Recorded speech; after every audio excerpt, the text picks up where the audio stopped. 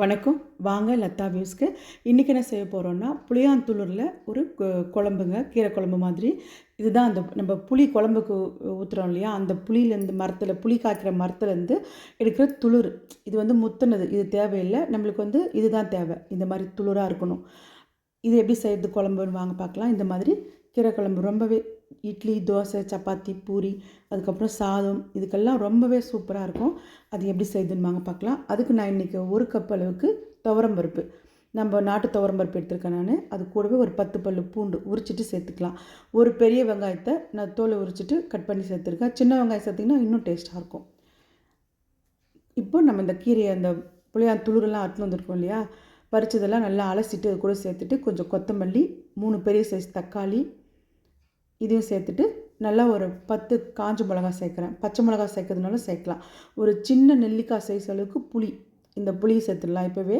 அப்புறம் ஒரு 1/4 டீஸ்பூன் அளவுக்கு மஞ்சள் பொடி, அப்புறம் ஒரு 2 கப் அளவுக்கு தண்ணி சேர்த்துட்டு நல்லா ஒரு 3-4 விசில் விட்டு எடுத்துடுங்க. பருப்பு வந்து நல்லா வெந்து மலர்ந்துருக்கணும், ரொம்ப குழஞ்சி கிரேவி வெந்திருக்கக்கூடாது. அந்த மாதிரி பார்த்துக்கோங்க. 3-4 விசில் விட்டுட்டு ஸ்டவ் ஆஃப் பண்ணிவிட்டு நல்லா கேஸ் போன உடனே எடுத்துக்கோங்க. பாருங்கள், பருப்பு வந்து இந்த அளவுக்கு வெந்திருக்கணும், வெந்து மலர்ந்துருக்கணும், ரொம்ப குழஞ்சிடக்கூடாது. இப்போது நான் மாமூலாக எப்படி கடையிறீங்களோ அந்த மாதிரி நீங்கள் கடைஞ்சிக்கோங்க. நான் ஹேண்ட் மிக்ஸி போட்டு கடைஞ்சிக்கிறேன். கடைஞ்சிட்டு இந்த பருப்பு வந்து சொன்னோம் இல்லையா, 2 கைப்பிடி அளவுக்கு தான், 1 கப்பு பருப்புக்கு 2 கைப்பிடி அளவுக்கு நான் வந்து கீரை எடுத்துருக்கேன். அந்த புளியாந்தூளை நான் ஹேண்ட் மிக்ஸி வச்சு நல்லா கடைஞ்சிட்டேன். இப்போது உப்பு சேர்த்துட்டு 2 கப் அளவுக்கு தண்ணி எக்ஸ்ட்ரா சேர்த்துருக்கேன். குழம்பு வந்து கொஞ்சம் திக்காக தான் இருக்கணும், ரொம்ப தண்ணியாக சாம்பார் மாதிரி இருக்கக்கூடாது. கீரை குழம்பு எப்படி வைப்போமோ அதே மாதிரி தான், பருப்பு தக்காளிலாம் கடையும் இல்லையா அதே மாதிரி. பக்கத்துலேயே ஒரு தாளிப்பு கரண்டி வச்சுட்டு 3 டீஸ்பூன் அளவுக்கு நல்லெண்ணெய் சேர்த்துக்கிறேன். நல்லெண்ணெய், நெய் எதுனா சேர்த்துக்கலாம். அது கூடவே நான் தாளிக்கிற வடகம் சேர்த்துட்டு, ஒரு கொத்து கருவேப்பிலையும் சேர்த்து நல்லா பொரிஞ்ச உடனே இதில் சேர்த்துட்டு இன்னும் கொஞ்சம் தண்ணி சேர்த்துட்டு நல்லா கலந்து விட்டுருங்க.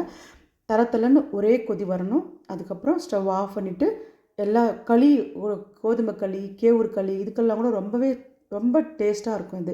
இப்போ நான் 2 பிஞ்ச் அளவுக்கு பெருங்காய பொடியும் இதில் சேர்க்குறேன். முதல்ல சேர்க்க மறந்துட்டேன், நீங்கள் பார்த்து எண்ணெயிலே சேர்த்துக்கோங்க. அவ்வளோதான். நீங்களும் செஞ்சு பார்த்துட்டு எப்படி இருந்துச்சுன்னு கமெண்ட் பண்ணுங்கள். தேங்க்யூ.